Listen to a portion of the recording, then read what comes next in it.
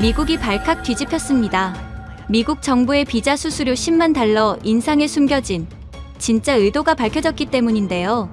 겉으로는 불법 남용 억제와 노동자 보호를 내세웠지만 실제로는 반도체와 제조업을 완전 내수로 해결한 뒤 자유무역을 걸어 잠궈 다시 세계의 패권을 쥐려는 숨겨진 전략이었죠. 하지만 대한민국은 쉽게 당하지 않았습니다. 미국 정부의 모든 의도를 간파했기 때문이죠. 정책이 발효된 지 단 하루 만에 모든 엔지니어들이 철수했고 미국의 반도체 라인은 순식간에 멈춰섰습니다. 더 충격적인 건 이 틈을 노린 영국, 독일, 그리고 러시아까지 한국 기업을 향해 러브콜을 보내고 있다는 사실입니다. 도대체 무슨 일이 벌어진 걸까요? 미국의 숨은 전략을 엉망으로 만든 대한민국 기업들의 진짜 힘, 지금 시작합니다. 뭐라고요? 10만 달러? 비자 신청 수수료가 하루아침에 100배가 뛰었습니다. 안녕하세요. 저는 데이비드 칼슨입니다. 백악관 예산국에서 23년간 정책 심사관으로 일해왔죠. 2025년 9월 19일 오후 2시 정각, 백악관 제임스 브래디 브리핑룸이 떠나갈 듯 요란했습니다. 기자들의 카메라 셔터 소리가 기관총처럼 터져 나왔고 뜨거운 조명이 연단을 비추고 있었죠. 제 심장도 덩달아 빠르게 뛰었습니다. 드디어 이날이 왔구나. 마크 피셔 대변인이 연단에 섰습니다. 피셔의 손에는 단 한 장의 성명서가 들려 있었죠. 짧지만 강력한 한 방이 될 거라는 걸 저는 알고 있었습니다. 오늘부로 H1B 비자 신규 신청 수수료를 1,000달러에서 10만 달러로 인상합니다. 브리핑룸이 순간 정적에 휩싸였어요. 기자들이 서로 눈치를 보며 제대로 들은 게 맞는지 확인하는 표정이었죠. 고지어 폭풍 같은 질문이 쏟아졌습니다. 100배 인상이라니 너무 과도한 거 아닙니까? 이게 실질적으로 외국인 채용 금지 아닌가요? 동맹국들의 반발은 어떻게 하실 겁니까? 피셔는 침착하게 대답했습니다. 미국 노동자 보호가 최우선입니다. 더 이상 값싼 외국 인력으로 우리 일자리를 대체하지 않겠다는 의지죠. 저는 브리핑룸 뒤쪽에서 이 모든 걸 지켜보며 속으로 환호했습니다. 20년 넘게 기다려온 순간이었으니까요. 실리콘밸리 기업들이 인도나 중국 엔지니어들을 헐값에 데려와서 미국인들 일자리를 빼앗는 걸 얼마나 오래 봐왔는지 모릅니다. 윌리엄 클라크 차관이 제 옆으로 다가왔어요. 클라크는 상무부 통상정책 차관으로 이번 정책의 실질적 설계자였죠. 그의 얼굴에는 승리의 미소가 번지고 있었습니다. 칼슨, 드디어 해냈네. 이제 미국 제조업이 부활할 거야. 저는 고개를 끄덕였습니다. 맞습니다. 특히 반도체 산업이 크게 바뀔 거예요. 클라크가 낮은 목소리로 말했죠. 텍사스 오스틴 팹이 핵심이야. 거기 한국 엔지니어들 1,000명 넘게 있다는 거 알지? 이제 그들 없이도 돌아가게 만들 거네. 저는 잠시 의아했습니다. 한국 엔지니어들이요? 그들은 동맹국 아닙니까? 클라크가 코웃음을 쳤어요. 동맹? 칼슨, 자네 아직도 순진하군. 반도체 전쟁에 동맹은 없어. 우리가 모든 기술과 인력을 미국 안에 가둬야 진짜 온쇼어링이 완성되는 거야. 그제야 저는 이 정책의 진짜 의도를 어렴풋이 깨달았습니다. 표면적으로는 값싼 외국 인력 차단이지만 실제로는 핵심 기술 인력을 미국에 묶어두려는 전략이었죠. 하지만 그때까지도 저는 이게 옳은 방향이라고 믿었습니다. 브리핑이 끝나고 저는 예산국 사무실로 돌아왔어요. 책상 위에는 각 부처에서 올라온 영양평가 보고서가 산더미처럼 쌓여 있었죠. 국방부, 에너지부, 상무부, 모든 부처가 이번 정책을 환영하고 있었습니다. 특히 눈에 띄는 건 텍사스 주정부의 반응이었어요. 오스틴 반도체 클러스터가 진정한 미국 기술의 요새가 될 것이라는 성명을 냈더군요. 저는 흐뭇한 미소를 지었습니다. 그런데 한 가지 이상한 점이 있었어요. 한국 정부나 기업들의 반응이 너무 조용했죠. 보통 이런 중대한 정책 변화가 있으면 즉각적인 항의나 성명이 나오는데 이번엔 침묵뿐이었습니다. 저는 국무부 동아시아 담당자에게 전화를 걸었어요. 한국 쪽 반응이 어떻습니까? 담당자가 대답했죠. 이상하게 조용합니다. 외교 채널로도 별다른 항의가 없어요. 뭔가 불안한 느낌이 스쳐 지나갔지만 저는 그저 한국이 현실을 받아들인 거라고 생각했습니다. 미국의 결정에 맞설 수 없다는 걸 알았겠지. 그렇게 생각했죠. 저녁 6시, 퇴근을 준비하던 중에 이메일 한 통이 도착했습니다. 발신자는 오스틴 팹의 현장 매니저 사라 로렌스였어요. 제목이 심상치 않았죠. 긴급, 한국 엔지니어 동향 보고. 메일을 열어보니 짧은 문장 하나만 적혀 있었습니다. 그들이 짐을 싸기 시작했습니다.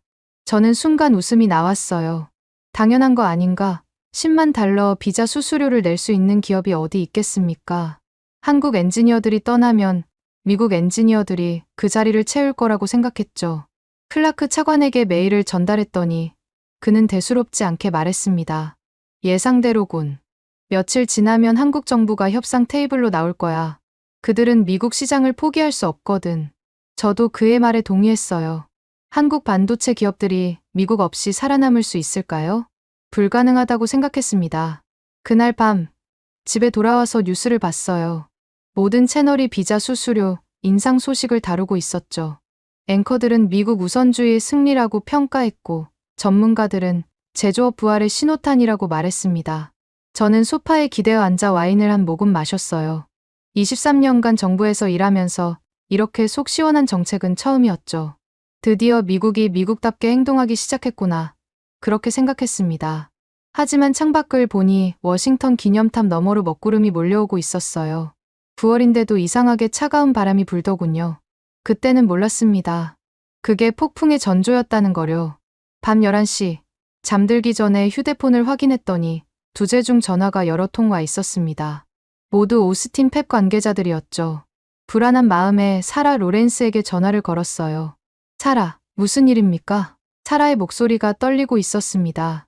칼슨 심사관님, 이건 단순히 짐 싸는 게 아니에요. 한국 엔지니어들이 뭔가 체계적으로 움직이고 있습니다. 체계적으로요? 네, 마치 미리 계획이 있었던 것처럼 일사불란하게 움직여요. 장비 매뉴얼을 정리하고 데이터를 백업하고 있죠. 저는 여전히 심각하게 받아들이지 않았습니다. 당연한 인수인계 절차 아닙니까? 사라가 한숨을 쉬었어요. 그게 아니라 그들이 뭔가를 빼가는 것 같아요. 뭘 빼간다는 겁니까? 장비는 못 가져가잖아요. 장비가 아니라 뭐랄까요? 노하우? 그런 거 말이에요. 저는 코웃음을 쳤습니다. 사라, 레시피는 다 문서화되어 있잖아요. 그들이 떠난다고 공장이 멈추는 건 아니죠. 사라가 잠시 침묵하더니 말했어요. 칼슨 심사관님은 현장을 모르시는군요. 레시피가 있어도 손이 없으면 기계는 그냥 고철덩어리예요. 그 말이 계속 귓가에 맴돌았지만 저는 애써 무시했습니다. 미국 엔지니어들이 충분히 대체할 수 있을 거라고 그렇게 믿고 싶었죠. 새벽 2시 또 다른 메일이 도착했어요. 이번엔 한국 대기업 관계자로부터였습니다. 우리는 미국의 결정을 존중합니다. 그리고 우리도 우리의 결정을 내렸습니다. 짧고 차가운 문장이었죠. 그들의 결정이 뭔지는 쓰여있지 않았지만 불길한 예감이 들었어요. 창밖을 보니 비가 내리기 시작했습니다. 워싱턴의 9월 비는 차갑고 을씨년스러웠죠. 빗방울이 창문을 두드리는 소리가 마치 누군가 문을 두드리는 것 같았어요. 저는 침대에 누워 천장을 바라봤습니다. 오늘은 역사적인 날이었죠. 미국이 다시 위대해지는 첫걸음을 뗀 날이었습니다. 그런데 왜 이렇게 불안한 걸까요? 왜 자꾸 사라의 말이 떠오르는 걸까요? 레시피가 있어도 손이 없으면 기계는 그냥 고철덩어리예요. 저는 고개를 저으며 눈을 감았습니다. 내일이면 모든 게 분명해지겠지. 그렇게 생각하면서요. 하지만 그때 저는 전혀 예상하지 못했죠. 내일이 아니라 이틀 후 한국이 보여줄 진짜 대답이 무엇인지를요. 그리고 그 대답이 얼마나 충격적일지를요. 미국 우선주의, 온쇼어링 전략? 그 모든 게 얼마나 허약한 토대 위에 세워진 환상이었는지 곧 깨닫게 될 거라는 걸 전혀 몰랐습니다. 그날 밤 저는 꿈을 꿨어요. 텅 빈 반도체 공장에서 홀로 서 있는 꿈이었죠. 거대한 기계들은 침묵하고 있었고 클릴룸의 노란 불빛만 깜빡이고 있었습니다. 누군가 제 어깨를 두드렸어요. 돌아보니 한국인 엔지니어가 서 있었죠. 그는 아무 말 없이 열쇠 꾸러미를 제게 건네고 사라졌습니다. 저는 그 열쇠로 기계를 작동시키려 했지만 아무것도 움직이지 않았어요. 열쇠는 맞는데 문이 열리지 않는 것처럼 뭔가 중요한 게 빠져 있었죠. 잠에서 깨어나니 새벽 4시였습니다. 식은땀이 등을 적시고 있었어요. 불길한 예감이 현실이 되지 않기를 그렇게 기도하면서 다시 눈을 감았죠. 다음 날 펜타곤 회의실에는 긴장감이 흐르고 있었습니다. 국방부, 상무부, 에너지부 고위 관계자들이 모여 있었죠. 저는 예상국 대표로 참석했습니다. 윌리엄 클라크 차관이 회의실로 들어오자 모두가 일어섰어요. 클라크의 얼굴에는 여유로운 미소가 번지고 있었죠. 마치 이미 전쟁에서 이긴 장군 같은 표정이었습니다. 자, 여러분. 어제 한국 기업들이 드디어 움직이기 시작했습니다. 회의실 스크린에 위성사진이 떴어요. 오스틴 팹 주차장에 짐을 싣는 트럭들이 보였죠. 한국 엔지니어들이 떠날 준비를 하는 모습이었습니다. 국방부 차관보가 물었어요. 그들이 정말 떠날까요? 클라크가 자신만만하게 대답했습니다. 블러핑이죠. 한국이 미국 없이 살 수 있습니까? 반도체 장비의 핵심 부품은 모두 미국이 쥐고 있어요. 상무부 국장이 고개를 끄덕였죠. 맞습니다. 어플라이드 머티리얼즈, 랩리서치, KLA 모두 미국 기업이에요. 한국은 우리 장비 없이는 단 하루도 버틸 수 없습니다. 클라크가 일어나서 회의실을 둘러봤어요. 여러분, 이게 바로 진짜 온쇼어링입니다. 단순히 공장을 미국에 짓는 게 아니에요. 기술과 인력, 모든 걸 미국 안에 가두는 거죠. 그가 스크린을 가리켰습니다. 새로운 슬라이드가 떴어요. 프로젝트 포트리스라는 제목이 보였죠. 이게 우리의 최종 목표입니다. 반도체부터 배터리, 전기차, 모든 핵심 산업을 미국 안에서 완결시키는 거예요. 저는 손을 들었습니다. 차관님, 그럼 동맹국들과의 관계는 어떻게 됩니까? 클라크가 차가운 눈빛으로 저를 봤어요. 칼슨, 자네는 아직도 구시대적 사고를 하는군. 이제 동맹의 개념이 바뀌었어. 기술 종속이 진짜 동맹이야. 그의 말에 모두가 고개를 끄덕였습니다. 저만 불편함을 느꼈죠. 한국 엔지니어들이 정말 떠나면 라인 운영은 어떻게 합니까? 클라크가 코웃음을 쳤어요. 우리한테 MIT, 스탠퍼드, 버클리가 있잖아. 최고의 인재들이 줄 서서 기다리고 있어요. 에너지부 차관이 거들었죠. 맞아요. 우리가 왜 한국 엔지니어들에게 의존해야 합니까?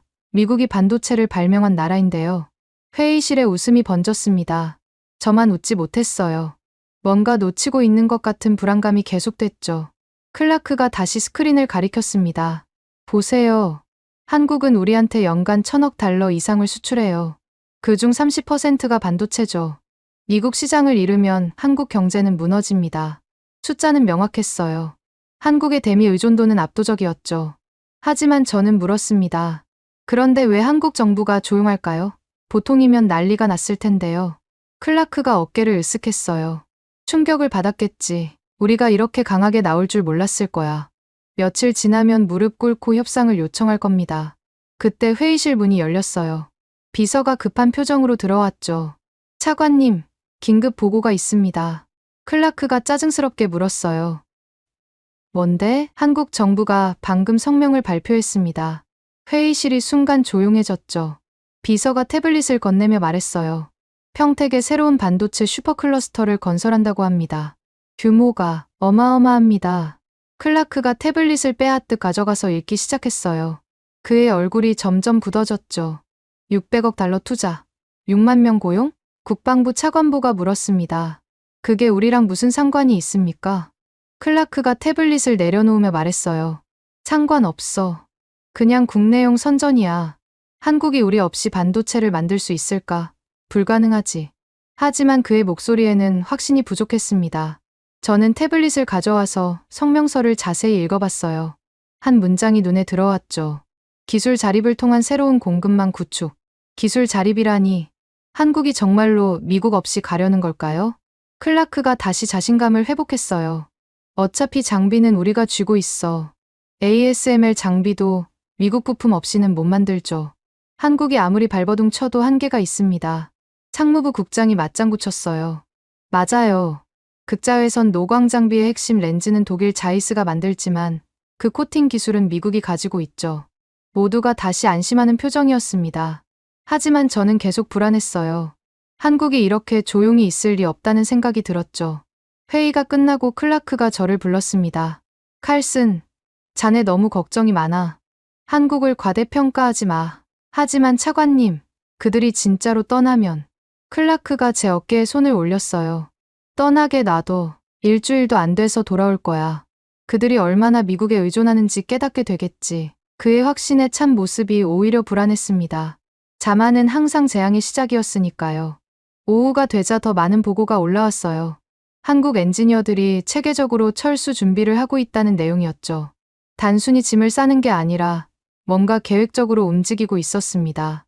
저는 사라 로렌스에게 전화했어요. 사라, 현장 상황이 어떻습니까? 사라의 목소리가 떨렸죠. 칼스님, 이상해요. 한국 엔지니어들이 미국 직원들에게 인수인계를 하는데 뭔가 빠뜨리는 게 있는 것 같아요. 빠뜨린다고요? 네, 매뉴얼대로 다 가르쳐 주는데 핵심이 빠진 느낌이에요. 마치 요리 레시피는 주는데 양념 비율은 안 알려주는 것 같다고 할까요? 저는 웃으며 말했습니다. 사라, 너무 예민한 거 아니에요? 문서화된 매뉴얼이 있잖아요. 사라가 한숨을 쉬었어요. 칼스님은 정말 현장을 모르시네요. 반도체 공정은 예술이에요. 같은 레시피라도 손맛이 다르면 결과가 천차만별이죠. 그때 이메일 알림이 울렸습니다. 한국 대기업 임원이 보낸 메일이었어요. 칼슨 심사관님께 우리는 이제 새로운 길을 갑니다. 미국과 함께 하지 않는 길을요. 짧은 문장이었지만 무게가 있었죠. 이건 이별 통보였습니다. 저는 클라크에게 메일을 전달했어요. 그는 비웃으며 말했죠. 감정적인 반응이야. 며칠 지나면 현실을 깨달을 거야. 하지만 저녁이 되자 분위기가 달라졌습니다. 오스틴뿐만 아니라 애리조나, 오하이오의 반도체 공장에서도 한국 엔지니어들이 짐을 싸기 시작했다는 보고가 올라왔어요. 이건 단순한 철수가 아니었습니다. 조직적인 탈출이었죠. 클라크도 이제는 진지한 표정이었어요. 얼마나 많은 인원이 떠나려는 거지? 보고서를 확인한 비서가 대답했습니다. 전국적으로 약 3,000명입니다. 3,000명. 숫자는 크지 않아 보였어요. 하지만 그들이 모두 핵심 엔지니어라면 이야기가 달랐죠. 클라크가 주먹으로 책상을 쳤습니다. 미친 짓이야. 그들이 떠나면 한국 기업도 타격을 받을 텐데. 저는 조심스럽게 말했어요. 차관님, 혹시 우리가 뭔가 놓치고 있는 건 아닐까요? 클라크가 날카롭게 쳐다봤죠. 뭘 놓쳤다는 거야? 한국이 이렇게 과감하게 나오는 데는 이유가 있을 겁니다. 클라크가 고개를 저었어요. 불가능해. 그들이 우리보다 앞서 있을 리 없어. 반도체는 미국이 만든 기술이야. 그의 자만이 걱정됐습니다. 과거의 영광에 취해 현재를 제대로 보지 못하고 있었죠. 밤이 되자 또 다른 소식이 전해졌어요. 한국 정부가 귀국하는 엔지니어들에게 특별 지원금을 준다는 내용이었죠. 1인당 5억 원, 미국 달러로 약 40만 불이었습니다. 클라크가 비웃었어요. 돈으로 매수하려는 거군. 하지만 그들이 미국을 떠나면 경력이 끝장이야. 하지만 저는 달리 생각했습니다. 한국이 이렇게 큰 돈을 쓴다는 건 그만큼 절박하거나 아니면 확신이 있다는 뜻이었죠. 자정이 가까워지자 충격적인 소식이 전해졌어요. 한국의 대형 항공사들이 미국발 특별 전세기를 준비하고 있다는 내용이었습니다. 대한항공, 아시아나, 모든 항공사가 동원됐죠. 마치 전시 상황의 교민 철수 작전 같았어요. 클라크도 이제는 불안한 표정이었습니다. 이게 진짜라면 정말로 떠나려는 거야? 저는 말했어요. 차관님, 지금이라도 대화를 시도해야 하지 않을까요? 클라크가 고개를 저었습니다. 아니야. 이건 심리전이야. 우리가 먼저 손 내밀면 지는 거야. 하지만 그의 목소리에는 확신이 없었어요. 처음으로 불안해하는 모습이었죠. 새벽 2시, 저는 사무실에 혼자 남아 있었습니다. 창밖으로 워싱턴의 야경이 보였어요. 불빛이 반짝이는 도시가 평화로워 보였지만 저는 폭풍이 다가오는 걸 느꼈죠. 그때 전화가 울렸습니다. 발신자는 오스틴의 한국인 엔지니어였어요. 김성우라는 이름이었죠. 칼슨 심사관님, 전화 드려서 죄송합니다. 괜찮습니다. 무슨 일이신가요? 김성우가 잠시 침묵하다가 말했어요. 저희가 떠나기 전에 꼭 드리고 싶은 말이 있어서요. 말씀하세요. 반도체는 기계가 만드는 게 아닙니다. 사람이 만드는 거예요. 그 말이 가슴에 꽂혔습니다. 무슨 의미인가요? 김성우가 조용히 말했죠. 곧 알게 되실 겁니다. 미안합니다. 전화가 끊겼어요. 저는 수화기를 든 채 한참을 멍하니 있었죠. 미안하다니. 그들이 왜 미안해하는 걸까요? 불안감이 온몸을 감쌌습니다. 우리가 정말로 큰 실수를 한 건 아닐까요? 하지만 이미 주사위는 던져졌고 이제 돌이킬 수 없었죠. 다음 날 아침, 백악관 상황실은 술렁이고 있었습니다. 밤새 올라온 보고서들이 책상 위에 산더미처럼 쌓여 있었죠. 한국 엔지니어들의 철수가 생각보다 훨씬 체계적이라는 내용이었습니다. 클라크 차관이 회의실로 들어왔어요. 피곤한 기색이 역력했지만 여전히 오만한 표정을 유지하고 있었죠. 그가 커피를 한 모금 마시며 말했습니다. 자, 패닉에 빠질 필요 없어. 계획대로 진행되고 있는 거야. 국무부 동아시아 담당관이 손을 들었어요. 차관님, 한국 외교부에서 아무 항의도 없다는 게 이상하지 않습니까? 클라크가 어깨를 으쓱했죠. 항의할 명분이 없으니까. 우리가 비자 수수료를 올리는 건 우리 주권이야. 하지만 저는 다르게 생각했습니다. 한국이 조용한 건 항의가 소용없다는 걸 알기 때문이 아닐까요? 이미 다른 계획을 세웠기 때문은 아닐까요? 상무부 직원이 태블릿을 들고 급하게 들어왔어요. 차관님, 방금 들어온 정보입니다. 한국 정부가 엔지니어들에게 지급하는 지원금이 당초 알려진 것보다 훨씬 많습니다. 얼마나? 1인당 10억 원. 그리고 주택 지원까지 포함하면 20억 원에 달합니다. 회의실이 순간 조용해졌죠. 그 정도 돈이면 엔지니어들이 평생 먹고 살 수 있는 금액이었습니다. 클라크가 테이블을 쳤어요. 미친 짓이야. 그 돈을 어디서 조달한다는 거지? 재무부 관계자가 대답했습니다. 한국 정부가 특별 기금을 조성했다고 합니다. 재벌 기업들이 자발적으로 참여했다네요. 자발적이라. 한국의 대기업들이 왜 그런 선택을 했을까요? 저는 조심스럽게 의견을 냈어요. 차관님, 이건 단순한 감정적 대응이 아닌 것 같습니다. 뭔가 큰 그림이 있는 것 같은데요. 클라크가 짜증스럽게 쳐다봤죠. 큰 그림.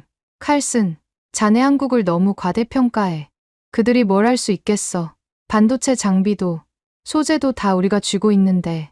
에너지부 차관보가 거들었습니다. 맞아요. 한국이 아무리 발버둥 쳐도 초고순도 가스는 일본에서, 포토레지스트는 일본과 미국에서 수입해야 해요. 모두가 고개를 끄덕였지만 저는 불안했어요. 우리가 뭔가 중요한 걸 놓치고 있는 것 같았죠. 점심시간 충격적인 소식이 전해졌습니다. 한국의 반도체 기업들이 중국, 일본, 유럽의 엔지니어들을 대규모로 스카우트하고 있다는 내용이었어요. 클라크가 보고서를 읽으며 코웃음을 쳤죠. 중국 엔지니어? 일본은 이미 반도체에서 뒤처진 지 오래고 유럽은 설계만 하지 제조는 못해. 하지만 저는 달리 봤습니다.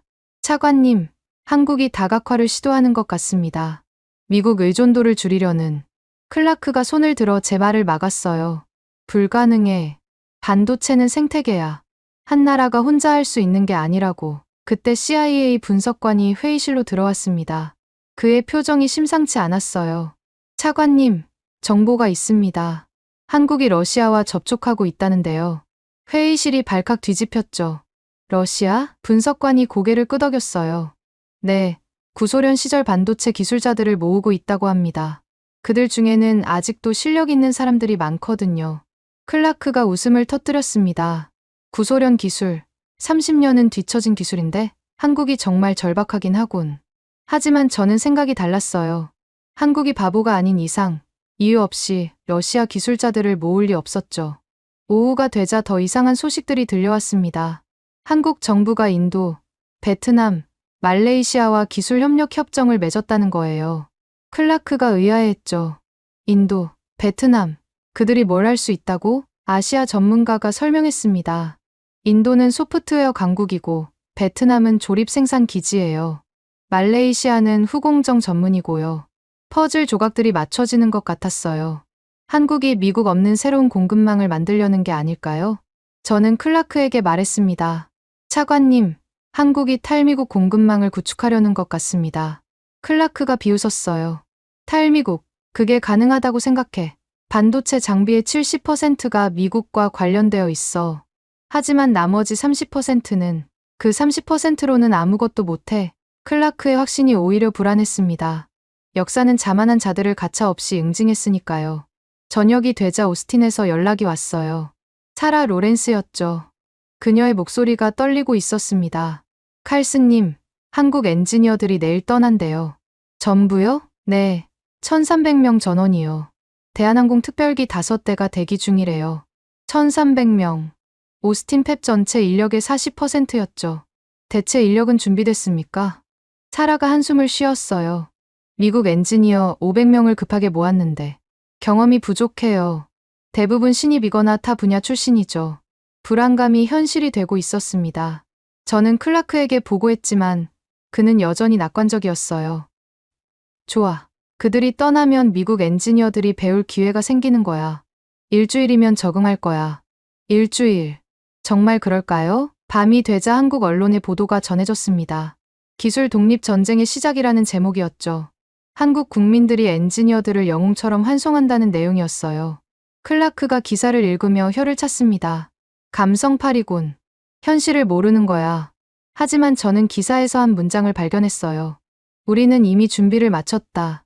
준비를 마쳤다고? 무슨 준비를 했다는 걸까요? 그때 국방부에서 긴급 전화가 왔습니다. 차관님, 문제가 생겼습니다. F-35 전투기 부품 생산 라인에 한국 기술자가 필요한데. 클라크가 짜증스럽게 말했어요. 그게 왜 문제야? 그 기술자가 내일 한국으로 돌아간답니다. 회의실이 얼어붙었죠.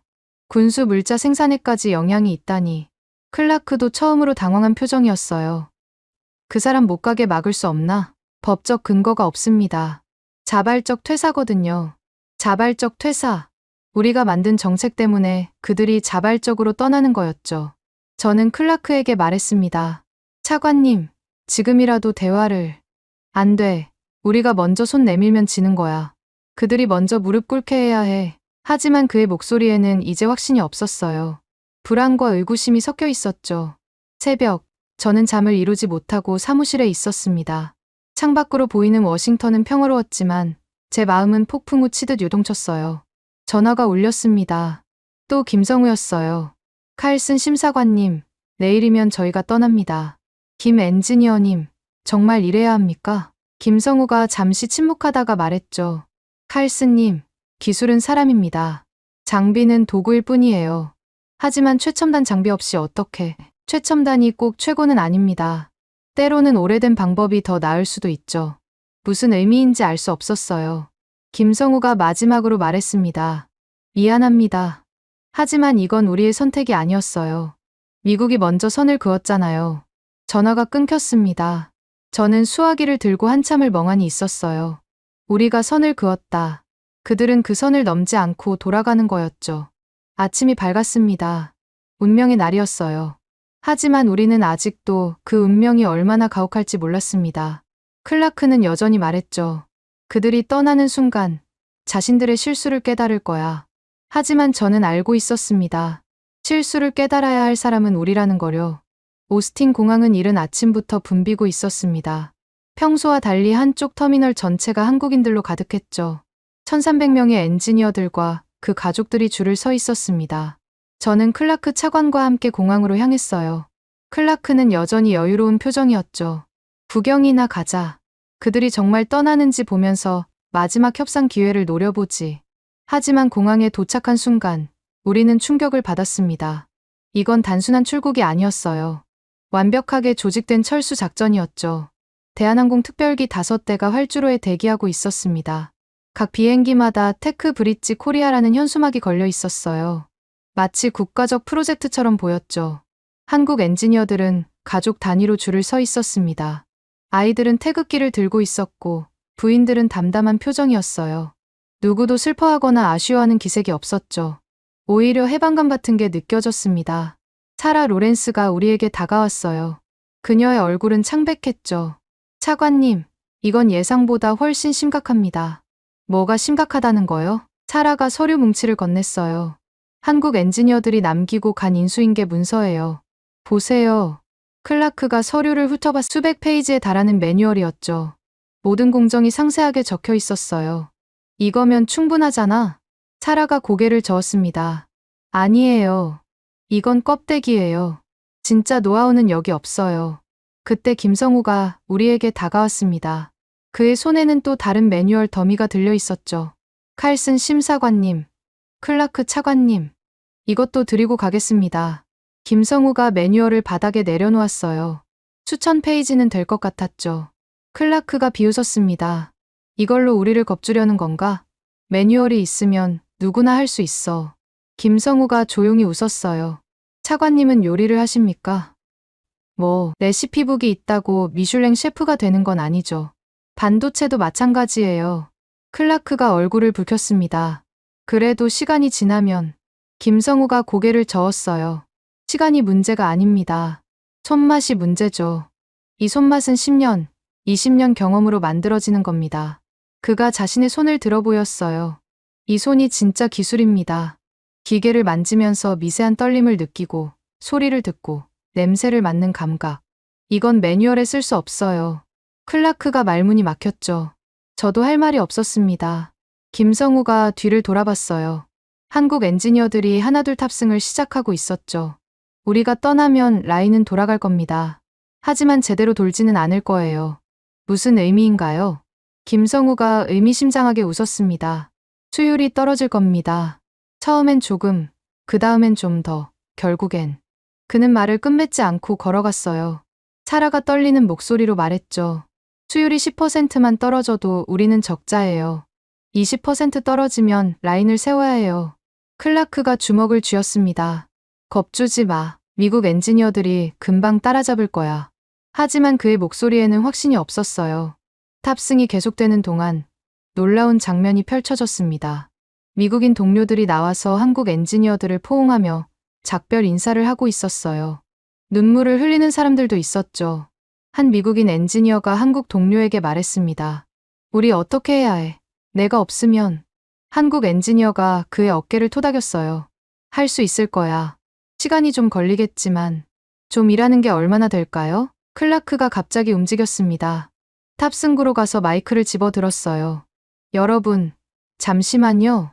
한국 엔지니어들이 멈춰 서서 돌아봤죠. 지금 떠나시면 돌아올 수 없습니다. 미국 비자는 앞으로 더 어려워질 겁니다. 한국 엔지니어 중 한 명이 대답했어요. 알고 있습니다. 그래서 떠나는 겁니다. 한국에 가서 뭘 하실 겁니까? 미국 같은 첨단 시설이 있나요? 또 다른 엔지니어가 말했죠. 첨단 시설보다 중요한 게 있습니다.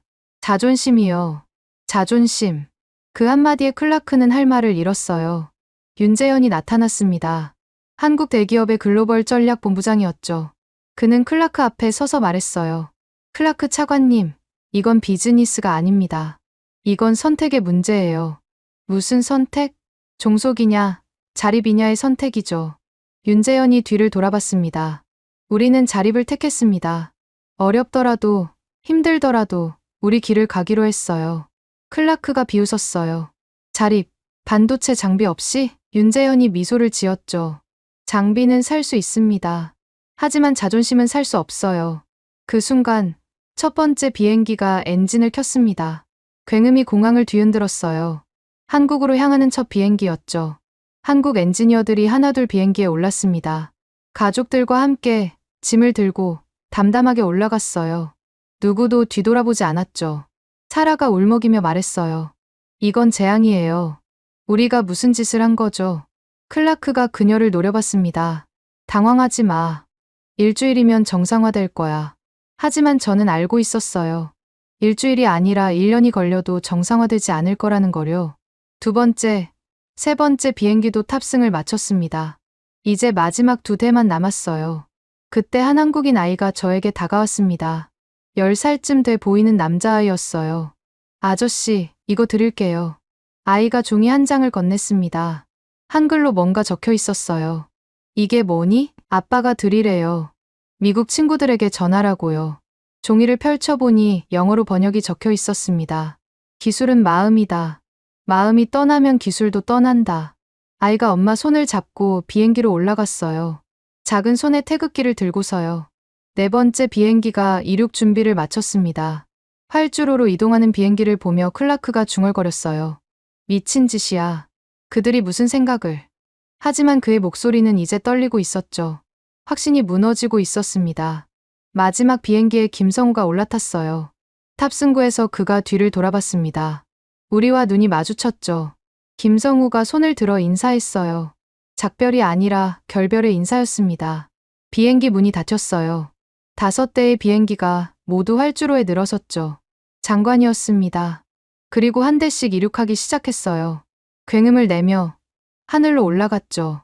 미국을 떠나 한국으로 향하는 비행기들이었습니다. 클라크가 주저앉았어요. 처음으로 그의 얼굴에 공포가 보였죠. 이제 어떻게 하지? 사라가 절규하듯 말했습니다. 이건 협박이 아니라 팩트예요. 그들 없이는 라인이 안 돌아가요. 저는 하늘을 올려다봤습니다. 5개의 비행운이 서쪽으로 향하고 있었어요. 태평양을 건너 한국으로 가는 길이었죠. 그때 휴대폰에 메시지가 왔습니다. 김성우였어요. 칼스님, 미안합니다. 하지만 이건 시작일 뿐입니다. 시작이라니. 무엇의 시작일까요? 곧 알게 될 거였습니다. 너무나 충격적인 방식으로요. 한국 엔지니어들이 떠난 다음 날 새벽 4시, 오스틴 팹에서 첫 번째 경보가 울렸습니다. 제 휴대폰이 요란하게 울려서 잠에서 깼죠. 사라 로렌스였어요. 칼슨님, 큰일 났어요. 지금 당장 오셔야 합니다. 무슨 일이에요? 라인 셋이 멈췄어요. 에러 코드가 계속 뜨는데 아무도 해결을 못하고 있어요. 저는 옷을 대충 입고 팹으로 달려갔습니다. 클라크 차관도 이미 도착해 있었죠. 그의 얼굴은 창백했어요. 클릴론 밖 모니터실은 아수라장이었습니다. 수십 개의 모니터에 빨간 경고등이 깜빡이고 있었어요. 미국 엔지니어들이 필사적으로 키보드를 두드리고 있었죠. 뭐가 문제입니까? 젊은 미국 엔지니어가 대답했어요. 포토 공정에서 정렬이 안 맞아요. 0.001 나노미터만 틀어져도 전체가 불량이 되는데. 그럼 재정렬하면 되잖아요. 엔지니어가 울상을 지었습니다. 그게 매뉴얼대로 했는데 안 돼요. 한국 엔지니어들은 뭔가 다른 방법을 썼나 봐요. 클라크가 소리쳤어요. 매뉴얼이 있잖아. 거기 다 적혀 있을 거야. 나이 든 미국 엔지니어가 고개를 저었습니다. 차관님, 매뉴얼은 기본만 알려줘요. 진짜 노하우는 그들의 머릿속에 있었어요. 그때 또 다른 경보가 울렸어요. 이번엔 애칭 공정이었습니다. 온도가 0.3도 올라갔어요. 그게 뭐가 문제야? 0.3도가? 사라가 설명했죠. 그 0.3도가 수율을 10% 떨어뜨려요. 하루에 수천만 달러 손실이에요. 클라크가 테이블을 쳤습니다. 온도 조절도 못한다는 거야? 젊은 엔지니어가 거의 울먹이며 말했어요. 한국 엔지니어들은 기계 소리만 듣고도 온도를 맞췄대요. 우리는 그런 감각이 없어요. 김성우가 말한 그 감각이었죠. 아침이 되자 상황은 더 악화됐습니다. 멈춘 라인이 셋에서 5개로 늘었어요. 도미노처럼 하나씩 무너지고 있었죠. 클릴룸 안을 보니 처참했습니다. 노란 조명 아래서 미국 엔지니어들이 우왕좌왕하고 있었어요. 거대한 기계들은 멈춰 있거나 에러 메시지를 뿜어내고 있었죠. 한 엔지니어가 절규했습니다. 이 장비가 이렇게 까다로운 줄 몰랐어요. 한국인들은 어떻게 이걸 다뤘던 거죠? 또 다른 엔지니어가 대답했어요. 그들은 10년, 20년씩 이 기계와 함께 했잖아. 기계의 성격을 알았던 거야. 기계의 성격이라니. 기계도 성격이 있다는 걸까요? 점심때가 되자 언론이 냄새를 맡기 시작했습니다. 오스틴 팹 가동률 급락이라는 속보가 떴어요. 주가가 요동치기 시작했죠. 클라크가 공보팀에 지시했습니다. 일시적인 조정이라고 발표해. 일주일 내로 정상화된다고. 하지만 현장의 분위기는 달랐어요. 한 독일계 엔지니어가 클라크에게 직언했습니다. 차관님, 이건 일주일로 해결될 문제가 아닙니다. 그럼 얼마나 걸린다는 거요? 최소 6개월. 그것도 한국 엔지니어들이 남긴 노트를 완벽히 이해한다는 전제하에요. 6개월. 클라크의 얼굴이 흙빛이 됐어요. 그때 제 휴대폰에 메시지가 왔습니다. 발신자 불명이었죠. 첨부 파일이 하나 있었어요. 파일을 열어보니 메모였습니다. 진실을 아셔야 합니다라는 제목이었어요. 내용을 읽기 시작했죠. H1B 정책의 진짜 목적은 외국 인력 차단이 아니었습니다. 핵심 기술 인력을 미국에 묶어두려는 전략이었죠. 공급망은 국경 안에 있어야 한다는 것이 백악관의 숨은 의도였습니다. 손이 떨렸어요. 계속 읽었습니다. 하지만 그들은 착각했습니다.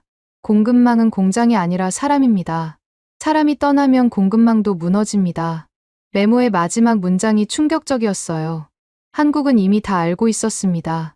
그래서 준비했던 것입니다. 한국이 알고 있었다고? 우리의 의도를 간파하고 역공을 준비했다는 건가요? 저는 클라크를 찾아갔습니다. 그는 모니터실에서 머리를 싸매고 있었어요. 차관님, 이걸 보셔야 할 것 같습니다. 클라크가 메모를 읽었어요. 그의 얼굴이 더욱 창백해졌죠. 누가 보낸 거지? 모르겠습니다. 하지만 내용이. 클라크가 메모를 구겼어요. 헛소리야. 음모론이지. 하지만 그의 손은 떨고 있었습니다. 오후가 되자 진짜 재앙이 시작됐어요. 메인 생산 라인이 완전히 멈췄습니다. 가장 중요한 7나노 공정 라인이었죠. 모니터에 빨간 글씨가 떴어요. 시스템 에러. 복구 불가능. 젊은 엔지니어가 울면서 말했습니다. 포기해요. 우리 능력으로는 안 돼요. 사라가 절망적으로 말했어요. 이 라인 하나가 하루 5천만 달러를 생산해요. 이게 멈추면. 클라크가 소리쳤습니다. 한국에 연락해. 그들을 다시 불러와. 이미 시도했어요. 그들은 한국 정부와 계약했대요. 못 온다고. 그때 한스 슈나이더가 나타났습니다. 독일에서 온 ASMR 전문가였죠. 그는 오래전부터 이곳에서 일했어요. 내가 경고했었지. 사람을 함부로 내쫓으면 안 된다고. 클라크가 그를 노려봤어요. 당신이 도와줄 수 있습니까? 한스가 코웃음을 쳤습니다. 나는 장비 전문가야. 공정은 한국인들이 전문가였지. 그들 없이는 이 장비도 고철이야. 그의 말이 비수처럼 꽂혔어요. 저녁이 되자 클릴룸은 지옥이 됐습니다. 빨간 경고등이 도미노처럼 번져갔어요. 한 라인이 멈추면 연결된 라인도 멈췄죠. 미국 엔지니어들은 지쳐서 주저앉아 있었습니다. 몇몇은 울고 있었어요. 우리가 무슨 짓을 한 거야. 한 엔지니어가 중얼거렸죠. 한국인들은 마법사였어. 우리는 그걸 몰랐던 거야. 클라크가 비상회의를 소집했습니다. 펜타곤, 백악관, 모든 관계자가 화상으로 연결됐어요. 국가안보보좌관이 물었습니다. 정확히 상황이 어떻습니까? 클라크가 떨리는 목소리로 보고했어요. 오스틴 펩 가동률이 30%로 떨어졌습니다. 30%? 이대로면 일주일 내로 완전 가동 중단입니다. 회의실이 얼어붙었죠. 누군가 물었어요. 대체 인력은? 사라가 대답했습니다. 신규 채용한 미국 엔지니어들이 있지만 숙련도가 한국 엔지니어의 10분의 1도 안 됩니다. 백악관 관계자가 말했어요. 한국과 협상해야 합니다. 당장. 클라크가 주먹을 쥐었습니다. 그럼 우리가 지는 거예요. 지는 게 문제가 아니라 망하는 게 문제입니다. 그때 또 다른 속보가 떴어요. 삼성, 평택 슈퍼클러스터의 미국 라인 대체 설비 구축 발표. 한국이 우리를 대체하기 시작한 거였습니다. 저는 창밖을 바라봤어요. 오스틴의 밤은 평화로웠지만 펩 안은 전쟁터였죠. 붉은 경고등이 클릴룸을 물들이고 있었습니다. 마치 피로 물든 것 같았어요. 그때 김성우에게서 메시지가 왔습니다. 칼스님, 이제 아시겠습니까? 기술은 종이가 아니라 사람입니다. 저는 답장을 보냈어요. 이제야 알았습니다. 너무 늦었지만요. 김성우의 답장이 왔습니다. 아직 늦지 않았습니다. 인정하면요. 인정. 미국이 실수를 인정할 수 있을까요? 아니, 인정해야만 할 거예요. 생존을 위해서라도요. 월스트리트가 발칵 뒤집혔습니다. 뉴욕 증권거래소 개장과 동시에 반도체 관련주가 폭락하기 시작했죠.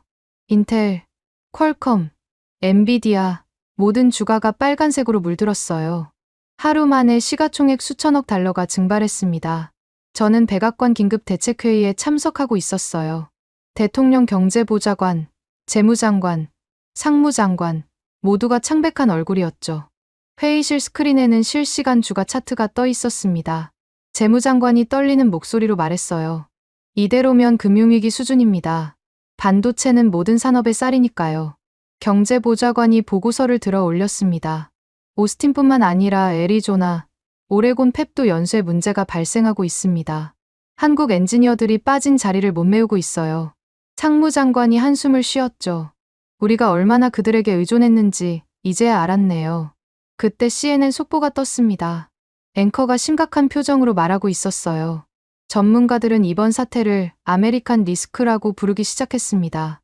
미국의 기술 자만이 부른 재앙이라는 분석이 나오고 있습니다. 아메리칸 리스크. 미국이 리스크가 됐다니요. 클라크 차관이 변명하듯 말했어요. 일시적인 현상입니다. 조금만 시간을 주시면. 재무장관이 그를 노려봤죠. 조금이 얼마입니까? 하루에 수백억이 날아가는데 그때 국방장관이 화상으로 연결됐습니다. 그의 표정은 그 누구보다 심각했어요.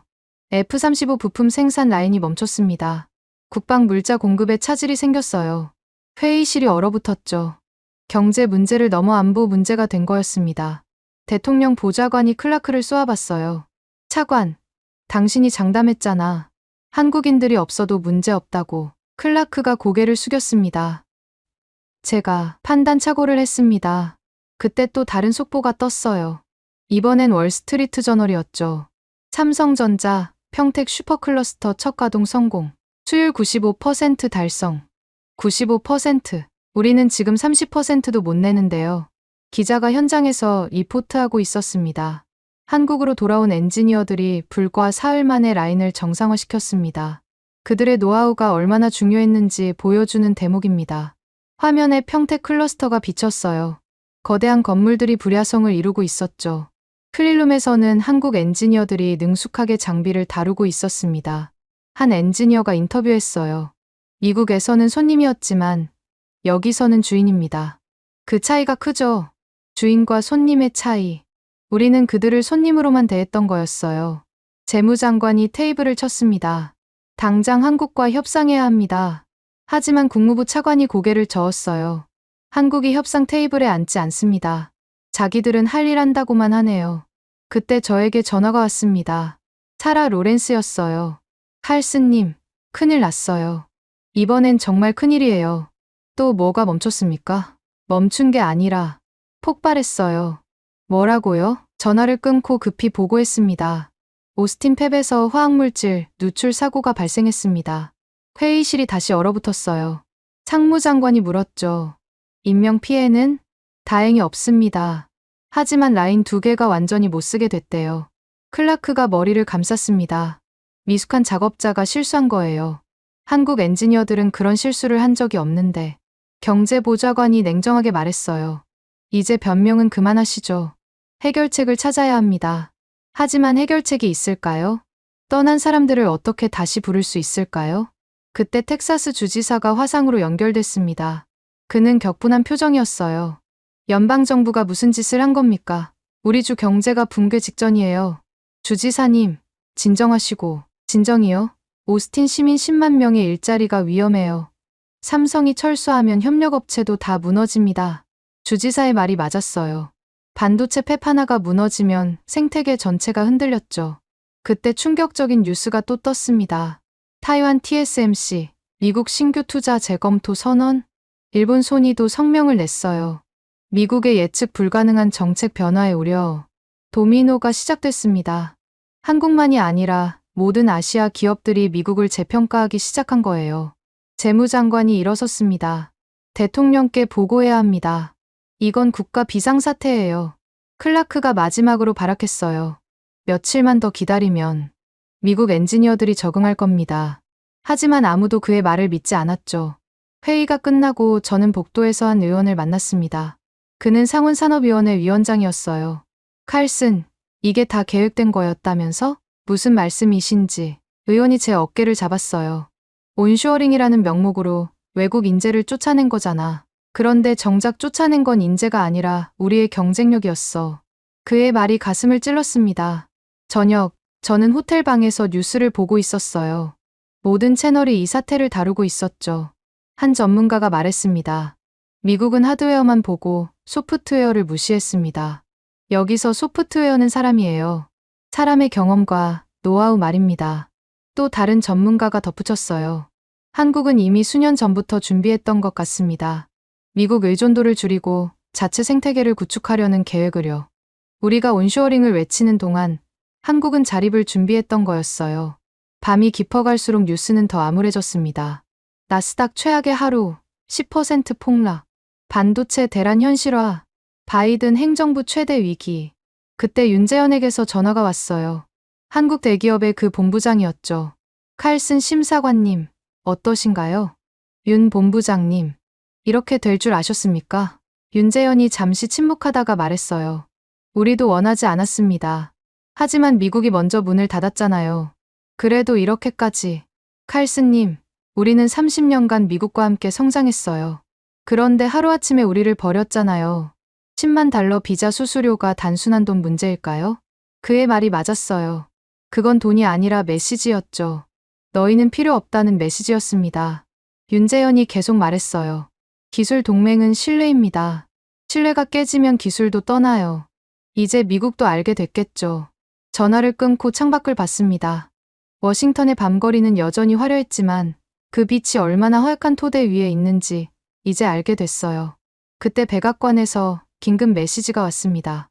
내일 아침 대통령 주재 NSC 회의, 전원 참석, 국가안보회의가 소집됐어요. 이제 정말 국가안보 문제가 된 거였죠. 새벽 2시, 또 다른 속보가 떴습니다. 유럽연합, 미국 반도체 의존도 재검토, 중국, 한국과 반도체 협력 확대 발표. 세계가 재편되고 있었어요. 미국 중심에서 다극화로요. 그리고 그 중심에 한국이 있었습니다. 저는 침대에 누워 천장을 바라봤어요. 단 하루, 아니 단 한 번의 정책 실수가 이런 재앙을 불렀다니요. 아니, 실수가 아니었어요. 오만이었죠. 미국이 모든 것을 통제할 수 있다는 오만이었습니다. 그때 김성우의 말이 떠올랐어요. 기술은 종이가 아니라 사람입니다. 이제야 그 말의 진정한 의미를 알 것 같았어요. 하지만 이미 너무 늦었죠. 물 엎질러진 물은 다시 담을 수 없으니까요.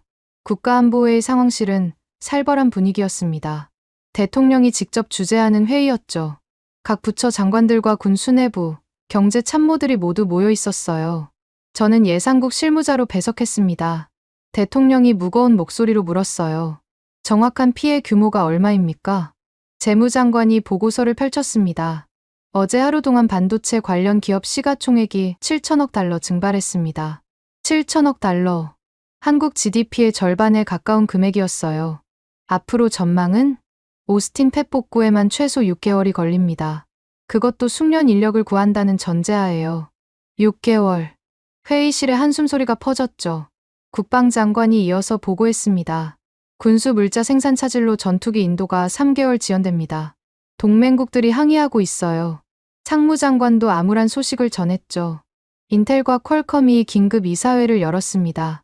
생산 기지를 아시아로 다시 옮기는 방안을 검토한대요. 대통령이 클라크를 쏘아봤어요. 차관, 당신이 보장했잖아. 미국 엔지니어로 충분하다고. 클라크가 고개를 깊이 숙였습니다. 죄송합니다. 제가 현장을 너무 몰랐습니다. 그때 경제보좌관이 태블릿을 들어 올렸어요. 대통령님, 지금 CNBC에서 특별 분석이 나오고 있습니다. 화면을 켜자 경제 전문가가 차트를 가리키며 설명하고 있었죠. 한국이 평택 슈퍼클러스터에서 6만 명을 신규 채용한다고 발표했습니다. 이는 미국이 잃은 일자리의 10배가 넘는 규모입니다. 6만 명. 그 숫자가 비수처럼 꽂혔어요. 전문가가 계속 말했습니다. 더 충격적인 건 이 6만 명 중 3만 명이 해외 인재라는 점입니다. 미국뿐 아니라 일본, 중국, 인도, 유럽에서 최고 인재들을 모으고 있어요. 한국이 글로벌 인재 허브가 되고 있었던 거예요. 우리가 문을 닫는 동안 한국은 문을 활짝 열었죠. 그때 월스트리트 저널의 수석 애널리스트가 화면에 등장했습니다. 그는 월가의 전설적인 인물이었어요. 제가 40년간 시장을 봤지만 이런 자충수는 처음입니다. 앵커가 물었죠. 자충수라니 무슨 의미입니까? 애널리스트가 단호하게 말했어요.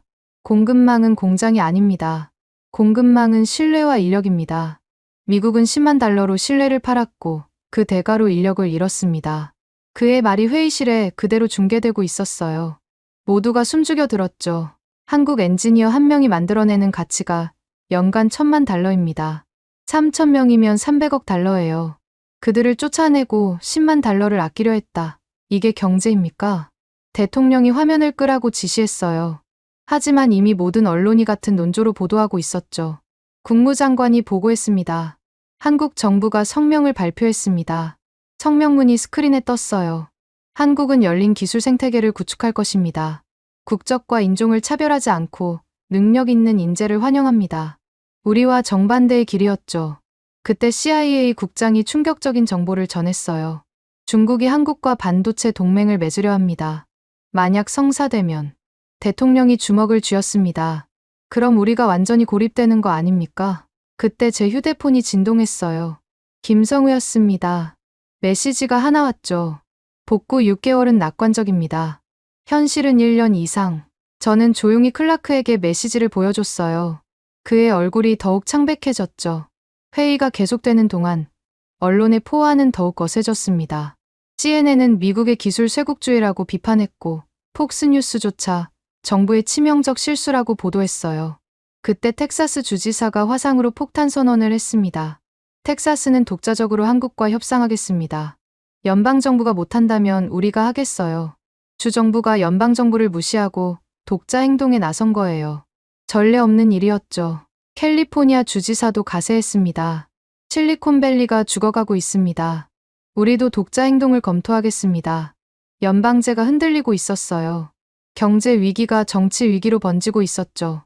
그때 하버드 경제학과 교수가 긴급 기고문을 발표했습니다. 미국 반도체 산업, 복구 불가능 수준이라는 제목이었어요. 교수는 데이터를 제시했죠. 한국 엔지니어 3,000명을 대체하려면 최소 10,000명의 신규 인력이 필요합니다. 교육에만 2년, 현장 적응에 3년, 총 5년이 걸립니다. 5년. 그 시간 동안 세계는 얼마나 변할까요? 그는 결론에서 이렇게 썼어요. 미국은 제조업을 금융으로 대체했고, 이제 기술마저 오만으로 대체하려 했다. 그 결과가 이것이다. 언론과 학계, 시장이 모두 한 목소리로 정부를 비판하고 있었어요. 백악관 공보실장이 긴급 보고했습니다. 여론조사에서 정부 지지율이 20%대로 떨어졌습니다. 역대 최저였죠. 대통령이 결단을 내렸어요. 한국과 협상한다. 무조건적으로. 클라크가 마지막 저항을 했습니다. 그럼 우리가 굴복하는 게 됩니다. 대통령이 그를 차갑게 봤어요. 굴복이 아니라 생존이다. 회의가 끝나고 저는 클라크와 함께 나왔습니다. 그는 완전히 무너진 표정이었어요. 칼슨, 내가 뭘 그렇게 잘못했을까? 저는 조심스럽게 말했어요. 사람을 숫자로만 봤던 게 아닐까요? 클라크가 멈춰섰습니다. 무슨 의미지? 한국 엔지니어들은 단순 인력이 아니었어요. 그들은 기술 그 자체였죠. 우리는 비용만 받고 가치는 못 봤어요. 클라크가 쓴웃음을 지었습니다. 이제야 깨달았군. 너무 늦었지만. 그날 저녁 블룸버그가 특집을 내보냈어요. 숫자로 본 미국의 실수라는 제목이었죠. 앵커가 차트를 보여줬습니다. H1B 수수료 인상으로 예상된 수입, 연간 3억 달러. 반도체 생산 차질로 인한 손실, 일일 10억 달러. 100일이면 1,000억 달러입니다. 3억을 아끼려다 1,000억을 잃은 거예요. 그때 한국의 경제부 총리가 인터뷰했습니다. 우리는 돈이 아니라 사람을 선택했습니다. 그 차이가 이런 결과를 만들었죠. 인터뷰어가 물었어요. 미국과 다시 협력할 의향이 있습니까? 부총리가 잠시 침묵하다가 답했죠. 신뢰는 한번 깨지면 회복이 어렵습니다. 시간이 필요할 거예요. 시간, 우리에게 가장 없는 게 시간이었어요. 밤 10시, 뉴욕타임스가 일면 톱으로 보도했습니다. 제국의 황혼, 미국 기술 패권의 종말. 기사는 이렇게 시작했어요. 로마가 용병에 의존하다 멸망했듯 미국은 외국 인재를 내쫓고 자멸했다. 그때 펜타곤에서 긴급 연락이 왔습니다.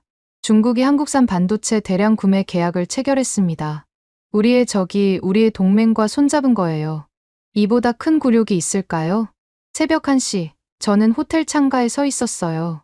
워싱턴의 야경이 을씨년스럽게 보였죠. 김성우가 했던 말이 계속 떠올랐습니다. 기술은 마음이다. 마음이 떠나면 기술도 떠난다. 우리는 그들의 마음을 잃었어요. 10만 달러라는 가격표를 붙이는 순간 그들의 마음은 이미 떠났던 거죠. 아침이 밝으면 백악관은 굴욕적인 발표를 해야 할 거예요. 미국이 잘못했다고, 다시 돌아와 달라고. 하지만 그들이 돌아올까요? 신뢰라는 다리를 우리가 불태웠는데요. 저는 알고 있었습니다. 이제 시작일 뿐이라는 거요. 진짜 굴욕은 이제부터라는 거요. 백악관 제임스 브래디 브리핑룸. 불과 일주일 전 10만 달러 비자 수수료를 자신 있게 발표했던 바로 그곳이었습니다. 하지만 오늘 분위기는 정반대였어요. 기자들의 표정도, 분위기도 살벌했죠. 마크 피셔 대변인이 연단으로 걸어 나왔습니다. 일주일 전의 당당함은 온데간데 없었어요. 고개를 숙인 채 종이를 들고 있었죠. 카메라 플래시가 터졌습니다. 전 세계가 이 순간을 주목하고 있었어요. 미국이 무릎 꿇는 역사적 순간이었으니까요. 피셔가 떨리는 목소리로 말하기 시작했습니다. 오늘 미합 중국 정부는 최근 H 비자 정책과 관련하여 성명을 발표합니다. 잠시 침묵이 흘렀어요. 그가 심호흡을 하는 소리까지 들렸죠. 우리는 오만했습니다. 브리핑룸이 술렁였어요. 미국 정부가 오만을 인정한 거였죠. 피셔가 계속했습니다. 기술 동맹의 가치를 무시했고 함께 성장해온 파트너들을 단순한 비용으로 취급했습니다. 이것은 명백한 실수였습니다. 한 기자가 손을 들었어요. 그럼 정책을 철회하는 겁니까? 피셔가 고개를 끄덕였죠. H1B 비자 수수료를 원래대로 되돌립니다. 또한 한국을 포함한 모든 기술 파트너들에게 공식 사과합니다. 하지만 기자들의 질문은 날카로웠어요. 이미 떠난 엔지니어들은 어떻게 할 겁니까? 피셔가 어렵게 답했습니다. 그들이 돌아오기를 간절히 바랍니다. 필요하다면 어떤 조건도 수용할 준비가 되어 있습니다. 어떤 조건도 수용한다. 완전한 항복이었어요. 또 다른 기자가 물었죠. 한국 정부의 반응은? 피셔가 더욱 고개를 숙였습니다. 아직 공식 답변을 받지 못했습니다. 그때 CNN 기자가 직격탄을 날렸어요. 미국의 기술 패권이 끝났다고 보십니까? 피셔가 한참을 침묵했습니다. 그리고 어렵게 입을 열었죠. 패권이 아니라 협력의 시대가 되어야 합니다. 우리는 너무 늦게 그것을 깨달았습니다. 브리핑이 끝나고 저는 백악관 상황실로 갔어요. 대통령과 참모들이 모여 있었죠. 모두가 패배감에 젖어 있었습니다. 국무장관이 보고했어요. 한국 정부가 답변을 보내왔습니다. 모두가 숨죽여 들었죠. 시간이 필요하다고 합니다. 신뢰 회복에는 긴 시간이 걸린다고요. 대통령이 한숨을 쉬었습니다. 그들의 입장에서는 당연하겠지. 그때 상무장관이 태블릿을 들었어요. 평택 슈퍼클러스터 개장식이 생중계되고 있습니다. 화면을 켜자 거대한 행사장이 보였어요. 수만 명이 모여 있었고 한국 대통령이 연설하고 있었죠. 오늘은 한국 기술 자립의 날입니다. 우리는 더 이상 누구에게도 종속되지 않을 것입니다. 박수가 터져 나왔어요. 카메라가 참석자들을 비추자 낯익은 얼굴들이 보였죠. 미국에서 돌아온 한국 엔지니어들이었습니다. 그들은 이제 영웅이 되어 있었어요. 국가의 자존심을 지킨 영웅들이었죠. 김성우가 대표로 무대에 올랐습니다. 그가 마이크를 잡고 말했어요. 기술은 협력입니다. 하지만 협력은 상호 존중에서 시작됩니다. 우리는 존중받지 못했고 그래서 떠났습니다. 그의 말이 비수처럼 꽂혔어요. 김성우가 계속했죠. 하지만 우리는 미국을 미워하지 않습니다. 다만 이제는 대등한 파트너가 되길 원합니다. 대등한 파트너. 더 이상 을이 아니라 동등한 관계를 원한다는 거였어요. 행사장에는 중국, 일본, 인도, 유럽 대표들도 참석해 있었습니다. 한국을 중심으로 새로운 기술 동맹이 만들어지고 있었어요. 클라크가 쓴웃음을 지었습니다. 우리가 쫓아낸 게 아니라 우리가 쫓겨난 거군요. 그때 재무장관이 긴급 보고를 했어요. 월스트리트가 또 폭락하고 있습니다. 투자자들이 미국의 정책 신뢰성을 의심하고 있어요. 정책 신뢰성. 한번 잃은 신뢰를 회복하는 건 정말 어려운 일이었죠. 저녁이 되자 각국의 반응이 전해졌습니다. 일본은 미국 의존도를 재검토하겠다고 했고, 독일은 독자적인 기술 생태계를 구축하겠다고 선언했어요. 미국이 만든 균열이 전 세계로 퍼지고 있었죠. 그때 윤재현에게서 전화가 왔어요. 칼슨 심사관님, 오늘 발표 보셨습니까? 네, 봤습니다. 축하합니다. 윤재현이 잠시 침묵하다가 말했어요. 사실 우리도 원하지 않았어요. 30년간 함께한 파트너였잖아요. 그럼 다시. 시간이 필요합니다. 상처가 너무 깊어요. 특히 현장 엔지니어들의 마음이요. 그의 말이 맞았어요. 정부는 정책을 바꿀 수 있지만 사람의 마음은 쉽게 바뀌지 않죠. 윤재현이 계속했습니다. 하지만 희망은 있어요. 기술은 결국 협력해야 발전하니까요. 언젠가는 다시 손잡을 날이 오겠죠. 언젠가, 그게 언제가 될지는 아무도 몰랐어요. 전화를 끊고 창밖을 봤습니다. 워싱턴은 여전히 화려했지만 그 빛이 예전 같지 않았어요. 세계의 중심이 이동하고 있다는 걸 모두가 느끼고 있었죠. 밤이 깊어가자 대통령이 대국민 담화를 발표했습니다. 미국은 실수했습니다. 오만했고 근시안적이었습니다. 이제 겸손하게 다시 시작하겠습니다. 역사적인 고백이었어요. 패권 국가가 스스로 오만을 인정한 거였죠. 하지만 시장은 냉정했습니다. 다음 날 뉴욕타임스 일면 제목이 이랬어요. 팍스 아메리카나의 종말, 다극화 시대의 개막. 칼럼니스트는 이렇게 썼죠. 미국은 10만 달러로 자신의 미래를 팔았다. 그리고 한국은 그 대가로 새로운 미래를 샀다. 그때 사라 로렌스에게서 메시지가 왔어요. 오스틴 펩, 결국 가동 중단 결정. 끝이었습니다. 한때 세계 최고를 자랑하던 공장이 멈춘 거예요. 저는 회고록의 마지막 페이지를 쓰고 있었어요. 이 모든 걸 기록으로 남기기 위해서였죠. 우리는 구조를 바꾸려 했다. 하지만 결국 무너뜨린 것은 신뢰 구조였다. 기술은 기계가 아니라 사람이었고, 사람은 숫자가 아니라 마음이었다. 우리는 그것을 너무 늦게 깨달았다. 펜을 내려놓고 한참을 생각했어요. 이 사건이 주는 교훈이 무엇일까? 기술 전쟁? 패권 경쟁? 아니었어요. 이건 인간에 대한 이야기였죠. 존중과 신뢰, 협력과 공존. 그 당연한 가치를 잊었을 때 어떤 일이 벌어지는지 보여주는 이야기였습니다. 1년 후, 저는 예상국을 떠나 대학으로 갔어요. 이제는 학생들에게 이 사건을 가르칩니다. 역사상 가장 비싼 실수라는 제목으로요. 가끔 김성우에게서 메일이 옵니다. 평택은 이제 세계 반도체의 수도가 됐다고, 하지만 여전히 미국 친구들을 그리워한다고. 그럴 때마다 저는 답장을 보냅니다. 우리도 당신들을 그리워합니다. 그리고 미안합니다. 미안하다는 말, 그 한마디를 하는데 너무 늦었어요. 창밖을 보니 젊은 학생들이 캠퍼스를 걸어가고 있었습니다. 그 중에는 아시아계 학생들도 많았어요. 한국, 중국, 인도, 베트남, 그들이 미국의 미래였죠. 하지만 이제 그들은 졸업하면 미국을 떠날 겁니다. 더 나은 기회가 있는 곳으로, 존중받는 곳으로. 미국은 여전히 강대국입니다. 하지만 더 이상 유일한 강대국은 아니에요. 그리고 그 변화는 우리가 자초한 거였죠. 10만 달러. 그 숫자가 만든 나비효과는 세계 질서를 바꿨습니다. 역사는 이 사건을 어떻게 기록할까요? 미국 쇠퇴의 시작점이라고 쓸까요? 아니면 새로운 균형의 출발점이라고 할까요? 저는 후자이길 바랍니다. 실수에서 배우고, 겸손해지고, 다시 협력하는 출발점이 되길. 하지만 한 가지는 확실합니다. 기술은 사람이고, 사람은 존중받아야 한다는 것. 그 간단한 진리를 우리는 너무 비싼 대가를 치르고 배웠다는 것. 이제 저는 매일 학생들에게 말합니다. 오만은 몰락의 지름길이다라고, 겸손은 생존의 필수 조건이다라고, 그리고 덧붙입니다.